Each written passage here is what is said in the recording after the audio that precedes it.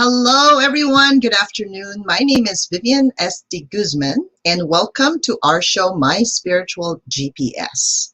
So we know that you are where you are at this moment. That is your position in time. And all of us would like to have some form of a soul-fulfilling, aligned, and purposeful life. Sometimes, though, life gets in the way, and there are situations, occurrences, some baggage, as we call it, in the middle of that journey, right? Getting to our soul purpose. So today, we have a very special topic, very, very sensitive, in fact, for those of you who have probably lost a spouse or a loved one. And in today's show, I have invited a very, very special guest, dear to my heart, Dr. Ronisa Matero. Dr. Ronisa Matero is a veteran. She is actually a nurse practitioner, so we call her Doctor of Nursing. She is a grief expert, a certified health coach, and life coach. And she has spent her entire professional career helping and serving people. We know that just because I have been personally, she's been a client of mine. We've been friends. We've co-authored different books together. And so she also served as a Gulf War veteran, right? As flight medic to treat patients as a family nurse practitioner for nearly 20 years. And throughout her career, she has helped many widows along their grief journey. That must be very hard, Doc. And she lives in a small town in Northeast Texas, close to her children and grandchildren. They're all beautiful, and where she enjoys being out in nature and spending time with her family. In fact, I know she loves the water and she loves the yacht. So Dr. Ronisa, thank you so much. And today our topic is finding yourself after losing your spouse. Can you share with us a little bit of what that's like? And if you want to share a little bit more of who you are, you know, as a human, right? Like obviously this grief thing has brought you to your knees and probably beyond that. So share with us a little bit of that story. Yes. Thank you, Vivian. Thanks for having me today. In 2002, I unexpectedly lost my husband in an airplane crash in the Air Force. And we were left where I was left with a 5 and a 7-year-old to raise, which very unexpected. I didn't know what to do. I was overwhelmed. I was going to school full time and working full time, and now I had to be the mom and the dad. So through the years, I just put my head down, and I had tunnel vision, and I just raised my children, and I would grieve when I had time, and I just realized that I had to do what I had to do to get my children raised, and that was my focus.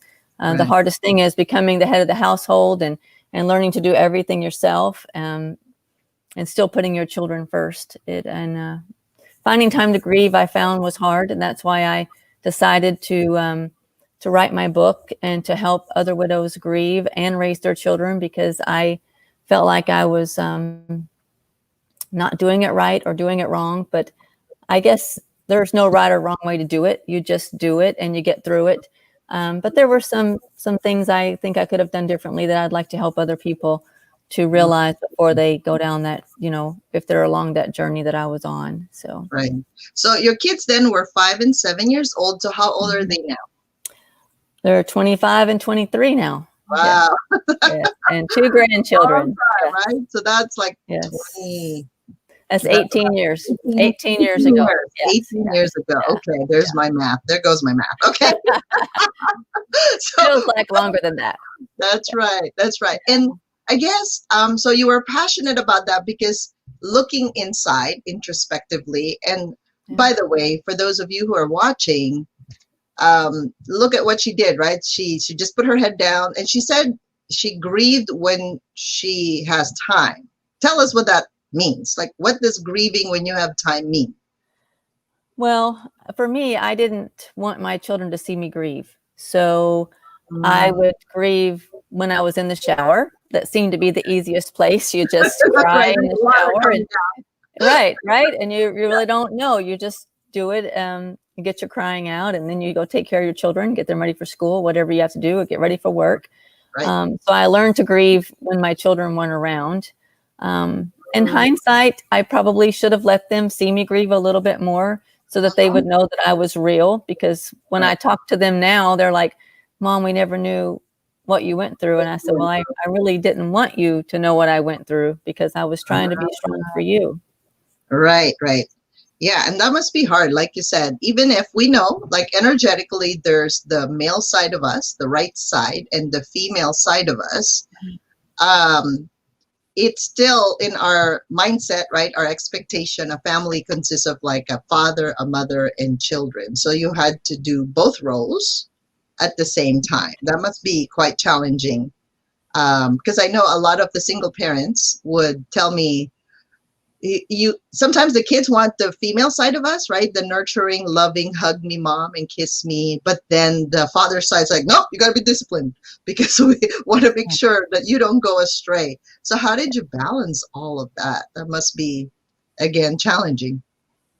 It was difficult at times, I have to say, because I didn't want to discipline them, but I knew I had to because there was no one else that could help them learn right from wrong and to help them grow up and be productive members of society, which in my mind was how I would succeed raising my children, was to help them grow up strong and well-rounded and, just good overall people and that loved other people, caring, compassionate.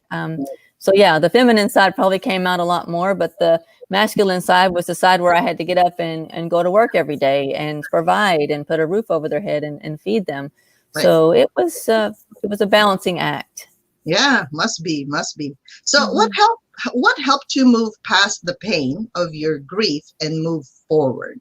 So I know I've heard a lot of 5 stages of grief, but I know in your book you mentioned something else. Do you mind enlightening the audience a bit on what are those stages and how did you respond to that, and how could you help these people move from their own pain and then move forward? Well, you're right. And I read a lot about grief as I was going through it. And you're right.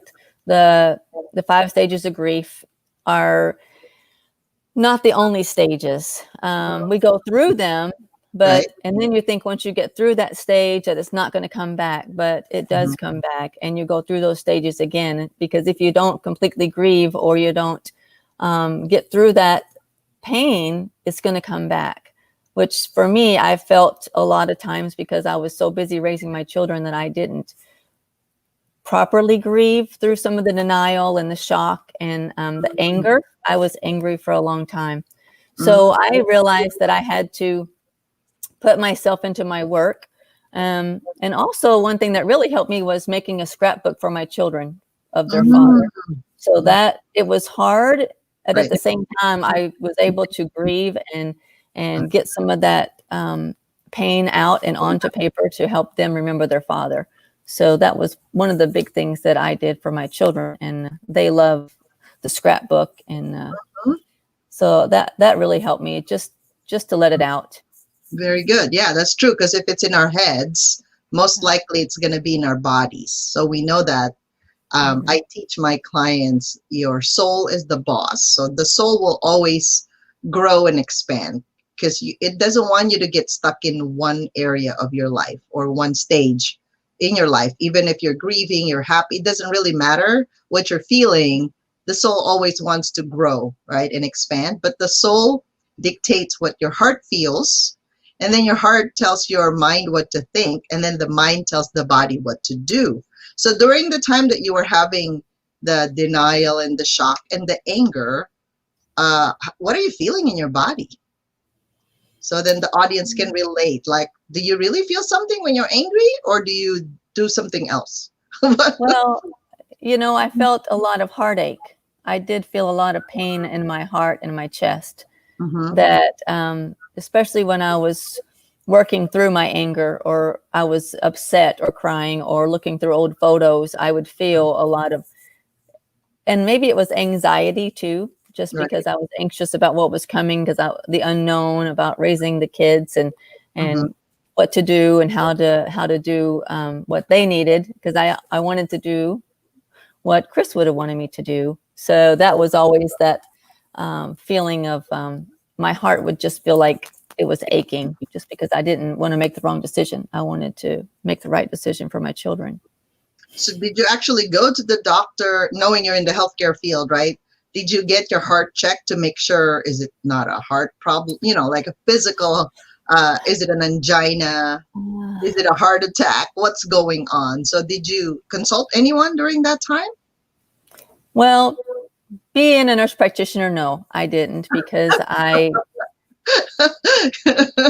just felt like that was part of my mourning, that was my grieving. Right. And that's where I felt it was in my body, was in my heart, because I just felt like a piece of my heart was missing. When he died, it was like a piece of me was taken. Right. So I didn't, which is probably not the right thing to do, but I just, when I was hurting in so much pain is when it would happen. So I just associated that, and I didn't associate that with any kind of heart problem or heart attack or. Yeah, exactly. Yes. Okay. So, and I know I've been following your posts on social media, and there's this one post that's really nice to share with the audience. When something bad happens, you said you have 3 choices, right? You can either let it define you, let it destroy you, or you can let it strengthen you, by Dr. Seuss. So I guess for the other people now watching, maybe they're going through this, or maybe their husband or their wife's wife is sick, right? What are some practical tips that you can give the audience to help them right now? Well, I think the biggest thing is to not ignore your grief, to let it come, to feel it, to sit with it.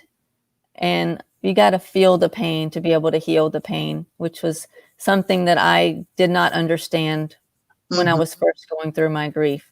Just like this quote, yes, you have to let the pain visit and allow it to teach you, but don't allow it to overstay, which means once we can feel it and we can start to heal, then we can start to move forward. But staying in the grief and staying in the sadness and never getting out of the house and just never moving forward puts us in a place where we get stuck. And then we don't know how to get past that, because we're stuck there and our thoughts are negative, and we just get into those loops and negativity. So getting out, doing things, keeping your mind busy. I like to go out and take a walk.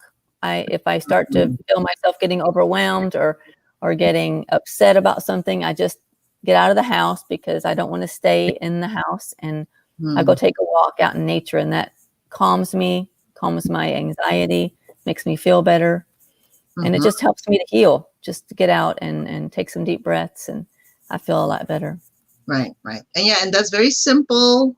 It's free, right? And it's just a matter of shifting what you're feeling. So you actually have control over it rather than it controlling you. Right. Yeah.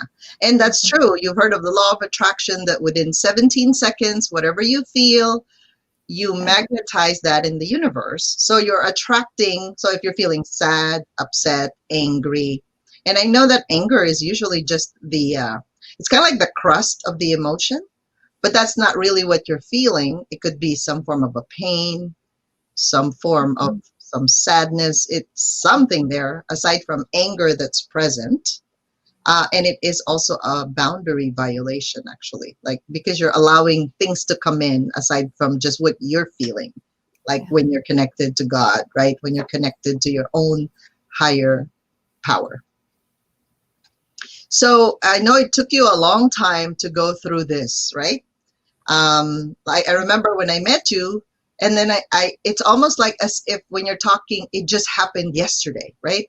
So you mentioned, and I remember you saying this, it seems like when you wake up with your spouse gone, suddenly it feels like you're a nightmare that never ends. Why is that? Why does it keep on recurring? I guess that's the question. Well, I think for most of us who have been married for any length of time, you just keep expecting them to come back. So you keep reliving that that they're not there. It's just a constant reminder that they're not coming home. So you get into that, like I said, those thought loops, and it just, you wake up every morning and they're still not there and they're not coming home. And Mhm. it's just the pain and the reminder. And if you have children, then you're really reminded every day, because you look at your children and you see your husband. My Mhm. children look just like their father. Oh, wow. So there was always a reminder, even though I have beautiful, amazing children, Mhm. um, their dad wasn't there to see them grow up. And that's where you get into that. Every time you think you're moving forward, and it's like, Mm. okay, something happens, like, okay, like your daughter goes to prom or your daughter gets married, and her They're dad's not there. So yeah. right. Yeah. Wow. Wow. Okay. So, and I know you somehow wrote a book. And what's the title of the book? The title of the book is called It Takes Courage: The Young Widow's Guide to Grieving and Raising Children Alone. Okay. Can you show us where they can find that book? Yes, if you go to my website, www.thecourageprocess.com, and Mm. you can download a free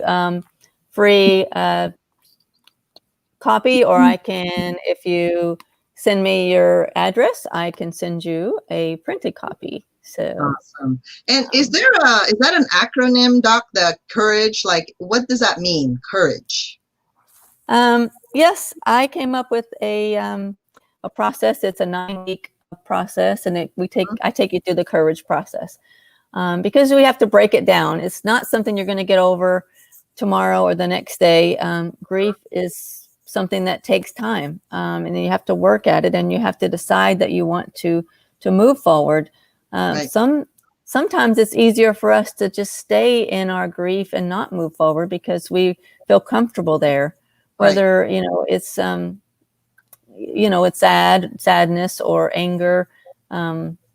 Sometimes we don't want to move forward. But if we make the decision to move forward, I have decided I came up with the courage process, and it takes you through it's 7 steps, but there's 9 weeks, because there's an introductory, and then there is a wrap up week at the end where we talk about it, and we move forward. We decide we're going to move forward at the end of this process.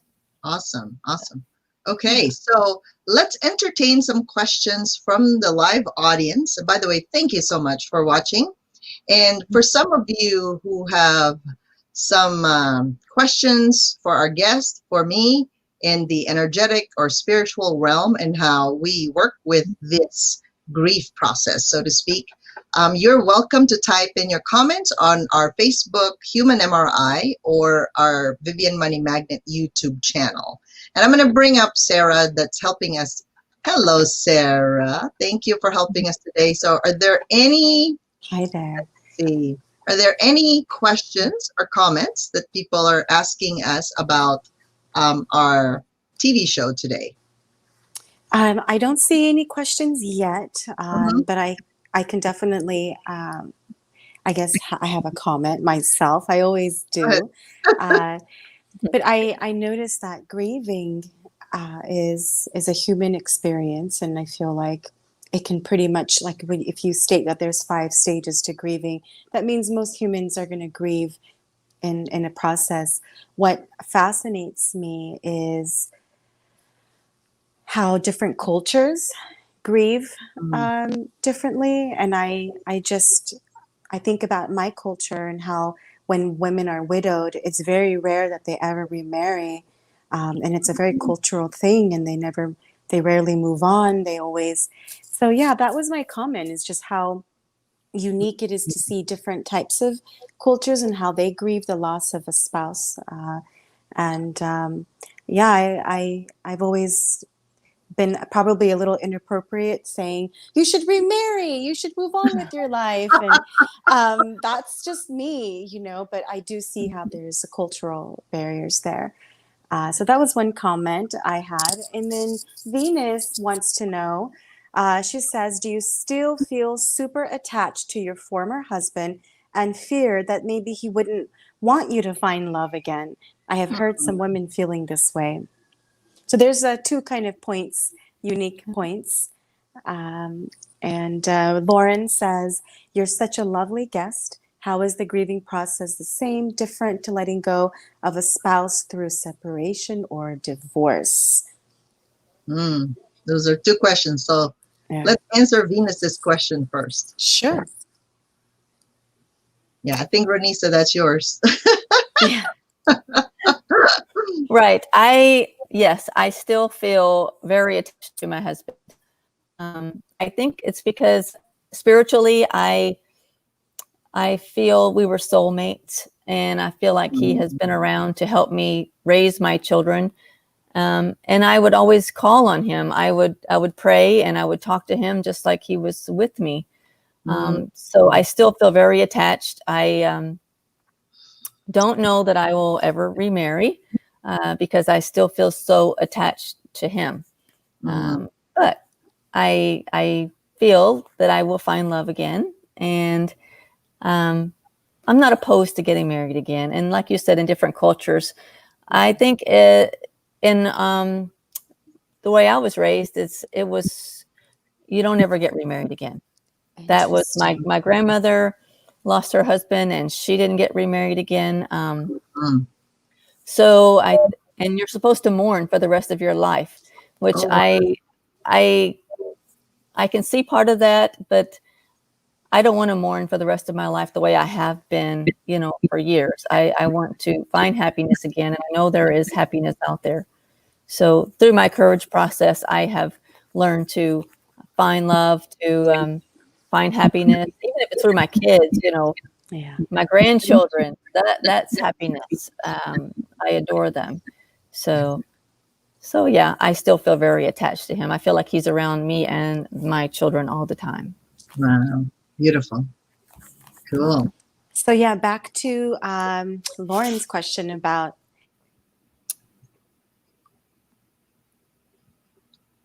Oh, we can't hear you, Sarah. We disconnected. Okay, there you go. I'm back. The divorce and separation, I guess, being similar to mourning the actual loss of a husband. I think they are similar. And I think we do go through some of the same anger and denial and shock. So grieving, whether it's grieving the loss of a spouse or grieving the loss of a marriage or grieving the loss of a job, we do go through some of the same stages, steps, feelings that we all go through some of the similar. As a matter of fact, I did go after my husband passed. They didn't have a grieving widows group at the church, but they had a divorced group at the church. And they took us through the same steps, through the 5 steps of grieving: the denial, the anger, the acceptance. It's so they were talking. I was the only one that was widowed, and all I did was sit there and cry the whole time. But I did get a lot out of it because it did help me to recognize some of those stages when they were happening. And so, yes, they overlap, and I feel like it is a lot of the same grieving process. Yeah. And I believe that, like, even my clients that go from where they are in, let's say you're an employee, then you transition to being an entrepreneur, there's still a grieving process. And I read this somewhere in one of the books I'm reading, that every time you get out of something, it could be a job, a relationship, or you're moving from one house to another, or apartment, right, to another, there will always be some form of unhappiness, which means there's some form of sadness and grief that's happening. And last time that I had the show, you know how we talked about the lung point? Because grief is usually located in our chest area, like in your lungs. So you can use the lung point and massage that whole section all the way to underneath your collarbone if you're really tight or sore there. that can help move along the process, right? Because like she said, you may be stuck in one phase and you need to keep on moving, but it's not unusual because we have a lot of experiences with the person that we're with, that the memories come back every time there's another trigger, good or bad, right? It's just that's how we process it. And then eventually we learn so much from that, about ourselves, about our spouse, where we were when we chose that person in our life, because we do change, especially if you're doing some self-development, personal development, any kind of growth process. When you choose that spouse then, right, so many years ago, you most likely have a different mindset, different feeling about yourself and about what you're asking the person to be in your life. So that's just part of the lesson that goes with that. Yep, transitions. Any other questions or comments, Sarah? Not at this moment, no. Okay, awesome. So do you have any other last words for us, Doc? What else can you share with them as far as how do they overcome? So let's say they're moving into finding another partner, or they just want to get out of it thinking, well, I guess if I find somebody else, could be a replacement, right? Any strategies to overcome guilt, shame, and regrets? Well, I think don't stuff them down. Let them come. You know, like we talked about earlier, you have to feel those emotions. Those are emotions that you're going to feel anytime you have a loss. And even with, just like we talked about earlier, with a divorce or a separation, you're going to feel that guilt and the shame. It's a normal feeling for humans, and just feel it and move forward from it. And if you find someone that you want to date, then go for it. If you feel like that is the right choice for you at the time, you know, feel in your heart and make that choice and make the decision. You don't know unless you go out and you talk to people and you get out and you explore. Right. It's good to get out. That helps us with all of our feelings that we're dealing with, especially with grief. Not staying in the house and being depressed and lonely. That's not going to help us move forward at all. So getting out and meeting people and hanging out with your friends or family, that's one big thing that helped me, was just spending time with my family and just knowing that I wasn't alone. I felt alone. That was part of my, the biggest part for me was feeling like I was alone, like nobody understood. But there are people that do understand. So don't just stay in the house and grieve. Get out and meet people. Yeah. Okay. So I'm going to flash this again because I know that this is important, right? So in summary, she wants to make us aware that we must let the pain visit. Yeah. And I know one time I asked a potential client, a client of mine, I said, so what happens if your husband passes away, like tomorrow? And for some of us, we don't even want to go there. It's kind of tough, right? But preparing for that is, if you have ways to prepare for it, that would be great. But if you really don't, you do have to feel this emotion, whatever this is, because there's a lot of waves, like Dr. Renisa was saying. You must allow it to teach you, whatever that is, guilt, shame, regrets, right? And you must not allow it to overstay. So the choice is still yours, right?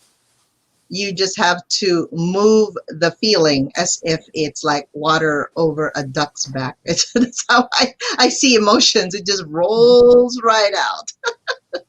Okay. All right, Doc. I'm going to make sure they know how to connect with you.